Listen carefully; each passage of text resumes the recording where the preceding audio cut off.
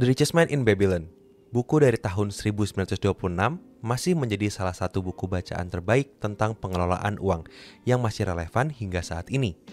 Buku ini menceritakan tentang seorang pekerja keras yang sudah berumur. Dia merasa uang yang dihasilkan selama dia bekerja tidak ada lagi di saat umur tuanya. Akhirnya, dia pergi bertemu teman lamanya yang menjadi terkenal karena kaya raya dan belajar darinya cara untuk menjadi kaya. Ada 3 hal yang dapat kamu lakukan untuk menjadi kaya mulai dari sekarang menurut buku ini. Pay yourself first. Dari buku ini diceritakan bahwa gaji yang kamu terima itu sebenarnya bukan uang kamu. Nah, kenapa bisa seperti itu? Misalkan gaji yang kamu dapatkan adalah 10 juta rupiah per bulannya. Uang itu langsung kamu bayar untuk sewa kos sebesar 5 juta rupiah, kebutuhan rumah tangga sebesar 2 juta rupiah, dan makanan sebesar 3 juta rupiah. Uang itu bukan punya kamu.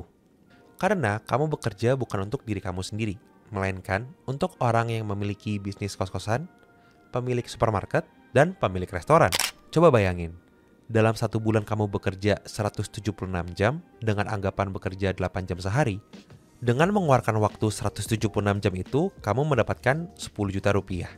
Secara tidak langsung, saat kamu membayar uang sewa kosan yang 5 juta rupiah, itu menghabiskan 88 jam waktu kamu bekerja, dan hanya untuk dapat membayar sewa.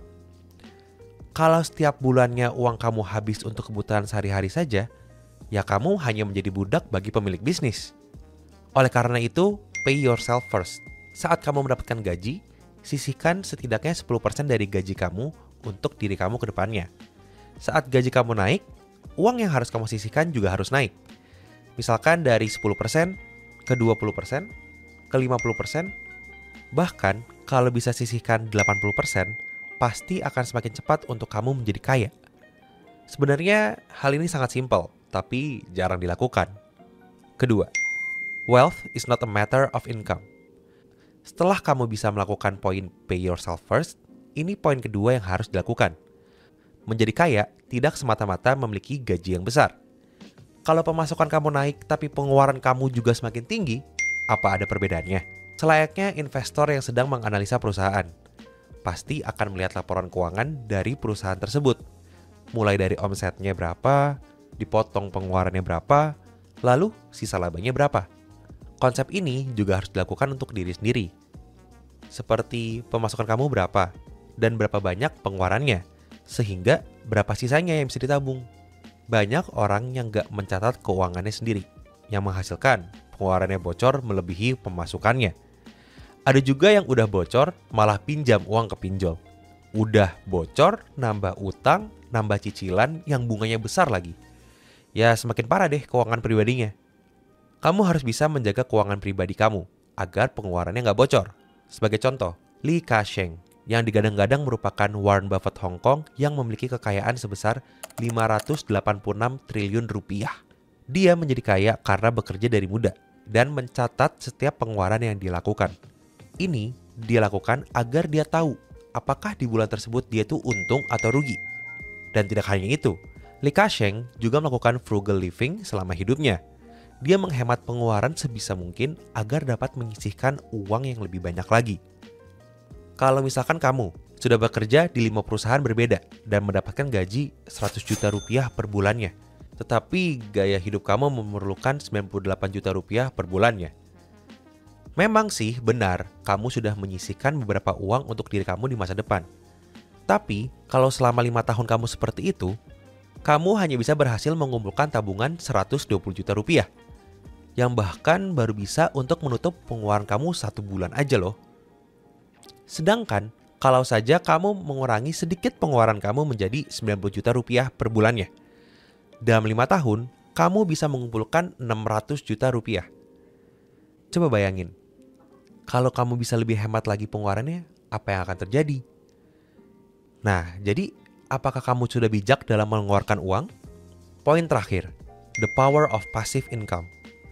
Setelah uang dari pemasukan kamu sudah sisihkan, dan kamu juga sudah mengurangi pengeluaran, terakhir yang harus kamu lakukan adalah investasi.